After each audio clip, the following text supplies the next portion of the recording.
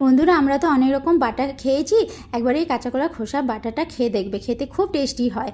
তো প্রথমে কাঁচা কলার খোসাগুলোকে কুকারের মধ্যে দিয়ে খুব ভালো করে সেদ্ধ করে নিয়েছি। তারপরে জল ঝরাবার জন্য একটা ঝাঁঝরির মধ্যে এই সেদ্ধ করা কাঁচা কলার খোসাগুলো দিয়ে দিয়েছি।